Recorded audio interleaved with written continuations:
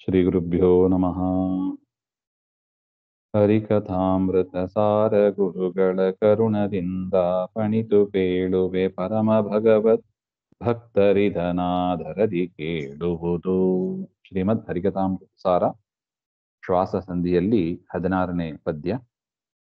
ಶ್ರೀರಮಣನ ರಮಣೆಯ ಪೂರ್ವ ದ್ವಾರದಲ್ಲಿಹ ಸಂಖ್ಯ ಸೂರ್ಯಗ ಭಾರತಿ ಪತಿ ಪ್ರಾಣನೊಳಗಿಹ ಲಕುಮಿ ನರಯಣನ ಸೇರಿ ಮನುಜೋತ್ತಮರು ಸರ್ವ ಶರೀರಗತ ನಾರಾಯಣನ ಅವತಾರ ಗುಣಗಳ ತುದಿಸುತ್ತಲಿ ಮೋದಿಪರು ಮುಕ್ತಿಯಲಿ. ಶ್ರೀರಮಣನ ಅರಮನೆಯ ಪೂರ್ವದ್ವಾರದಲ್ಲಿ ಇಹ ಶ್ರೀರಮಣನ ಲಕ್ಷ್ಮೀಪತಿಯಾದ ಪರಮಾತ್ಮನ ಅರಮನೆ. ಪರಮಾತ್ಮನ ಅರಮನೆ ಅಂದ್ರೆ ಯಾವುದು? ವೈಕುಂಠ. ಆ ವೈಕುಂಠ ಲೋಕದಲ್ಲಿ ಪೂರ್ವದ್ವಾರದಲ್ಲಿ, ಪೂರ್ವ ಅಂದ್ರೆ ಈಸ್ಟ್, ಪೂರ್ವ ದಿಕ್ಕು. ಪೂರ್ವ ದಿಕ್ಕಿನಲ್ಲಿ ಅಲ್ಲಿ ಒಂದು ಬಾಗಿಲಿರುತ್ತದೆ. 4 ದಿಕ್ಕುಗಳಲ್ಲೂ ಬಾಗಿಲಿದೆ. ಪೂರ್ವ, ಪಶ್ಚಿಮ, ಉತ್ತರ, ದಕ್ಷಿಣ ಅಂತ 4 ದಿಕ್ಕಿನಲ್ಲೂ ಬಾಗಿಲಿದೆ. ಅಲ್ಲಿ ಪೂರ್ವ ದಿಕ್ಕಿನಲ್ಲಿ ಇರತಕ್ಕವರು ಸಂಖ್ಯಾ ಅಂತ ಕರೆಯತಕ್ಕ ತನ್ನ ಮಡದಿಯಿಂದ ಕೂಡಿಕೊಂಡು ಸೂರ್ಯನ ಒಳಗೆ ಇರತಕ್ಕ ಭಾರತೀ ಪತಿ ಪ್ರಾಣದೇವರ ಭಾರತೀ ದೇವಿಯ ಪತಿಯಾದ ವಾಯುದೇವರು ಇರತಕ್ಕ ಅವರ ಅಂತರ್ಯಾಮಿಯಾಗಿರತಕ್ಕ ಲಕ್ಷ್ಮೀನಾರಾಯಣ, ಆ ಲಕ್ಷ್ಮೀನಾರಾಯಣ ಮತ್ತು ಮನುಷ್ಯೋತ್ತಮರು ಇವರೆಲ್ಲ ಸೇರಿ ಎಲ್ಲ ದೇಹದಲ್ಲಿ ಇರತಕ್ಕ ನಾರಾಯಣನ ಅವತಾರ ಗುಣಗಳನ್ನ ಸ್ತೋತ್ರ ಮಾಡುತ್ತಾ ಮೋಕ್ಷದಲ್ಲಿ ಸಂತೋಷದಿಂದ ಇರುತ್ತಾರೆ ಅಂತ ಒಟ್ಟು ಅಭಿಪ್ರಾಯ.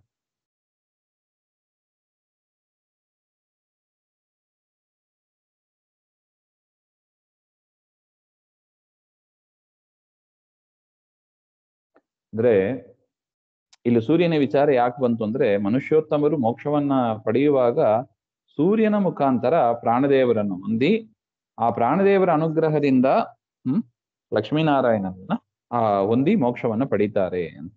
ತಮ್ಮ ತಮ್ಮ ಇಷ್ಟವಾದ ಜಾಗಕ್ಕೆ ಹೋಗಿ ಶರೀರಗಳಲ್ಲಿ ಇದ್ದು ಅಲ್ಲಲ್ಲಿರತಕ್ಕ ಪರಮಾತ್ಮನ ಭಗವಂತನ ರೂಪಗಳನ್ನು, ಮೂಲ ರೂಪವನ್ನು, ಅವತಾರ ರೂಪಗಳನ್ನು ಸ್ತೋತ್ರ ಮಾಡುತ್ತಾ ಸ್ವರೂಪಾನಂದದಿಂದ ಅವರು ಅಲ್ಲಿಗೆ ಸುಖವಾಗಿ ವಾಸ ಮಾಡಿಕೊಂಡು ಇರ್ತಾರೆ.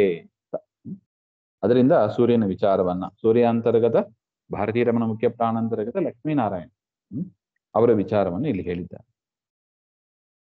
ಪ್ರಣವ ಪ್ರತಿಪಾದ್ಯನ ಪುರತ ದಕ್ಷಿಣ ಕವಾಟದಲಿಪ್ಪ ಶಶಿರೋ ಇನಿಗತವ್ಯಾನಸ್ತ ಕೃತಿ ಪ್ರದ್ಯುಮ್ನ ರೂಪವನು ಗುಣಗಳನ್ನು ಸಂತುದಿಸುತ್ತಲಿ ಪಿತೃಗಣ ಗದಾಧರನತಿ ವಿಮಲ ಪಟ್ಟಣದೊಳಗೆ ಸ್ವೇಚ್ಛಾನುಸಾರದಿ ಸಂಚರಿಸುತ್ತಿಹರು. ಇನ್ನು ಪೂರ್ವ ದಿಕ್ಕು ಆಯ್ತು. ದಕ್ಷಿಣ ದಿಕ್ಕು ಪರಮಾತ್ಮನ ವೈಕುಂಠದಲ್ಲಿ, ಆ ಓಂಕಾರ ಪ್ರತಿಪಾದ್ಯನಾದ ಪರಮಾತ್ಮನ ವೈಕುಂಠದ ದಕ್ಷಿಣ ಭಾಗದಲ್ಲಿ ಪೂರ್ವದಲ್ಲಿ ಸಂಜ್ಞಾ ಸಮೇತ ಸೂರ್ಯ ಇದ್ದಾನೆ ಅಂತ ನೋಡಿದ್ದೀವಿ.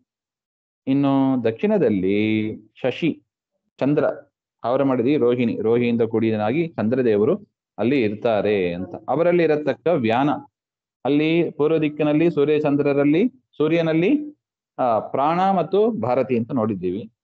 ಪ್ರಾಣ 5 ರೂಪ ಇದಲ್ಲವಾ, ಪ್ರಾಣಾಪಾನ ವ್ಯಾನೋದ ಅಂತ. ಅದರಲ್ಲಿ ಪ್ರಾಣ ರೂಪದಿಂದ ಪರಮಾತ್ಮ ಪ್ರಾಣದೇವರಲ್ಲಿದ್ದು ಅವರ ಒಳಗಿರತಕ್ಕ ಲಕ್ಷ್ಮೀನಾರಾಯಣನ ಸ್ತೋತ್ರವನ್ನು ಮಾಡ್ತಾ ಇದ್ದಾರೆ ಅಂತ. ಅದೇ ತರ ದಕ್ಷಿಣದಲ್ಲಿ ಅವರಲ್ಲಿ ಅಂದ್ರೆ ಶಶಿ ಮತ್ತು ರೋಹಿಣಿ ಅವರಲ್ಲಿ ವ್ಯಾನ ನಾಮಕ ಪ್ರಾಣದೇವರ ಅಂತರ್ಯಾಮಿಯಾಗಿ ಪರಮಾತ್ಮ ಕೃತಿಪತಿ ಪ್ರದ್ಯುಮ್ನ ರೂಪದಿಂದ ಅಲ್ಲಿ ಇದ್ದು ಪಿತೃಗಣಕ್ಕೆ ಸೇರಿದಂತ ಅವರಿಗೆ ನಿಯಾಮಕನಾದ ಪರಮಾತ್ಮ ಗದಾಧರ, ಆ ಗದಾಧರನ ಅತಿ ವಿಮಲವಾದ ಗುಣಗಳನ್ನ ವೈಕುಂಠದಲ್ಲಿ ಚಿಂತನೆ ಮಾಡುತ್ತಾ ತಮ್ಮ ಇಷ್ಟ ಬಂದಂತೆ ಅವರು ಸಂಚಾರವನ್ನು ಮಾಡ್ತಾ ಇದ್ದಾರೆ ಅಂತ. ಒಟ್ಟು ಪೂರ್ವ ದಿಕ್ಕಿನಲ್ಲಿ ಸಂಜ್ಞಾ ಮತ್ತು ಸೂರ್ಯ ಅಲ್ಲಿ ಮುಖ್ಯ ಪ್ರಾಣ ರೂಪದಿಂದ ಇದ್ದಾರೆ. ಅವರ ಒಳಗೆ ಪರಮಾತ್ಮ ಲಕ್ಷ್ಮೀನಾರಾಯಣ ಅಂತ ಹೇಳಿದ್ರು. ಅನಿರುದ್ಧ, ಪ್ರದ್ಯುಮ್ನ, ಸಂಕರ್ಷಣ, ವಾಸುದೇವ, ನಾರಾಯಣ.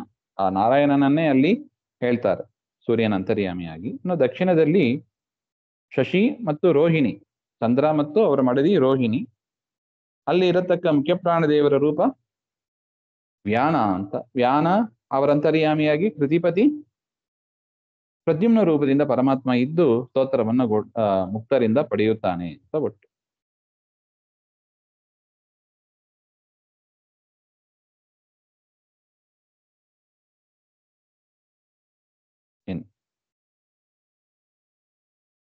ಅಮಿತ ವಿಕ್ರಮನಾಲಯದ ಪಶ್ಚಿಮ ಕವಾಟದಿ ಸತಿ ಸಹಿತ ಸಂಭ್ರಮದಿ ಭಗವದ್ ಗುಣಗಳ ನೆಪೊಗಳುತ್ತಲಿ ಮೋದಿಸುವ ಸುಮನಸಾಸ್ಯ ನೊಳಿಪ್ಪಾನಘ ಧಮನ ಸಂಕರುಷನನ ನಿಜ ಹೃತ್ಕಮಲದೊಳು ಧೇಣಿಸುವ ಋಷಿಗಣ ವೈದಿ ಸುಖಿಸುವರು.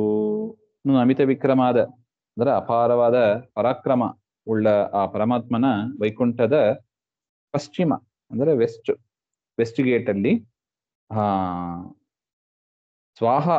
ಸ್ವಾಹಾದೇವಿ ಸಹಿತನಾಗಿ ಅಗ್ನಿಯ ಮಡದಿ ಸ್ವಾಹಾದೇವಿ ಪಶ್ಚಿಮದಲ್ಲಿ ಆ ಸ್ವಾಹಾದೇವಿ ಸಮೇತವಾಗಿ ಆ ಅಗ್ನಿದೇವರಲ್ಲಿ ಮುಖ್ಯ ಪ್ರಾಣದೇವರು ಅಪಾನ ಅಗ್ನಿದೇವರೊಳಗೆ ಅಂತರ್ಯಾಮಿಯಾಗಿ ಅಪಾನವಾಯು ರೂಪಕನಾಗಿ ಅವರ ಒಳಗೆ ಸಂಕರ್ಷಣ ರೂಪ ಪರಮಾತ್ಮನನ್ನ ತಮ್ಮ ಹೃದಯದಲ್ಲಿ ಧ್ಯಾನ ಮಾಡುತ್ತಾ ಋಷಿಗಳು ಅಲ್ಲಿ ಸ್ವರೂಪಾನಂದವನ್ನ ಪಡೆದು ಸಂತೋಷವಾಗಿ ಇರ್ತಾರೆ ಅಂತ ಅಭಿಪ್ರಾಯ. ಇನ್ನು ಬೇರೆ ದಿಕ್ಕುಗಳು ಇದೆ, ಅದನ್ನ ಮತ್ತೆ ಮುಂದಿನ ಪದ್ಯಗಳಲ್ಲಿ ನೋಡೋಣ. ಶ್ರೀಮಧ್ವಾಂತರ್ಗತ ಶ್ರೀಕೃಷ್ಣ ಅರ್ಪಣಮಸ್ತು. ಶ್ರೀ ಹರೇ ನಮಃ.